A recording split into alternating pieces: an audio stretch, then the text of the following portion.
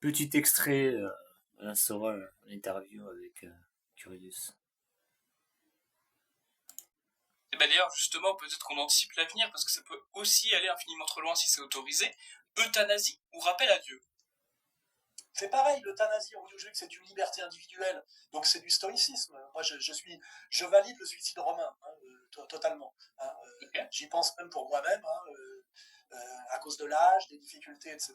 Je pense qu'il faut pouvoir à un moment donné s'évader, tu sais, sortir du jeu ou échapper même à ses ennemis. Tu vois. Alors évidemment, j'aurais des comptes à rendre peut-être à Dieu si je suis un catholique qui croit au dogme, mais ça, je m'en arrangerai. Hein, je m'en arrangerai. Ça, c'est mon problème.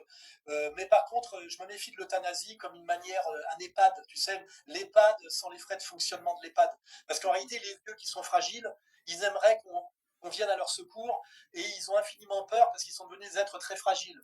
Je ne pense pas qu'un vieux fragilisé par une retraite misérable et par le fait qu'il a une santé fragile et un physique fragile au niveau de son ossature, je pense qu'il demande, c'est autour de lui de la protection, qui était avant la protection familiale, qui a disparu.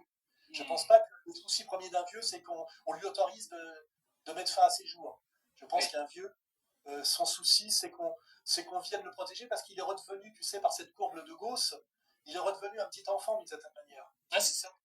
Qui a besoin du soutien de la communauté parce que c'est devenu un être fragile, à qui on doit beaucoup, parce que pendant des décennies, il a participé à la production, il a fait les enfants, il les a éduqués quand il était dans la force de l'âge, tu sais. Et c'est cette idée très traditionnelle, l'enfant, l'adolescent, l'adulte, l'homme vieillissant et après le vieillard fragile, entouré des siens et qui mérite d'être écouté parce qu'il a une relative sagesse et d'être protégé parce qu'il a une vie derrière lui et que maintenant il est très, face à la mort dans une situation effectivement de fragilité déjà physique. Et de dire la solution c'est le droit à l'euthanasie, c'est pas ce que demande un vieillard dans la majorité des cas. Dans la majorité des cas, il met une retraite, tu vois, et qu'on se soucie un peu de lui, parce que malheureusement les familles aujourd'hui sont totalement atomisées, et qu'il n'y a pas grand monde pour venir le voir, etc., etc. Donc c'est un mensonge de droite, c'est pour pas pour rien que c'est des Attali qui ont ce genre d'idée, hein.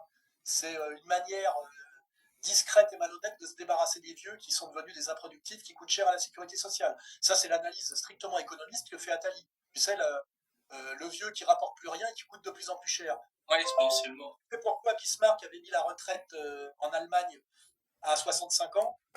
Dis voir. Parce que l'espérance de vie du travailleur allemand était de 66. Waouh. Ah, c'est violent. Social qui coûtait pas très cher, tu vois. C'est violent, le problème qu'on a, c'est l'allongement de la durée de la vie. L'allongement de la durée de la vie, la réduction des actifs, et puis aussi les paradis fiscaux, hein, l'optimisation fiscale. Parce que si l'argent, si nos. Alors évidemment, c'est la question de la mondialisation et de la concurrence mondiale, mais si nos grands capitalistes respectaient l'impôt comme je le respecte moi-même, il y aurait moins de problèmes pour payer les retraites des vieux, même s'ils vivent beaucoup plus longtemps qu'avant. Avec les productivités qu'on a, oui, de voir l'argent, il est là. Hein. Il est simplement de plus en plus mal partagé. Il ne faut pas oublier. On est sur un problème non pas de perte de richesse, mais plutôt de surproduction et d'argent de plus en plus mal partagé. Hein, ce qui est une crise, en fait, c'est pas une crise de la rareté, hein, c'est une crise de la surproduction qu'on vit. Hein, pour ceux qui ont une vraie connaissance de l'économie, qui est aussi un processus évolutif dont il faut comprendre les fondamentaux. N'oublie pas, cher Alain, il faut répondre en un seul mot. Je sais, je pêche. N'oublie pas.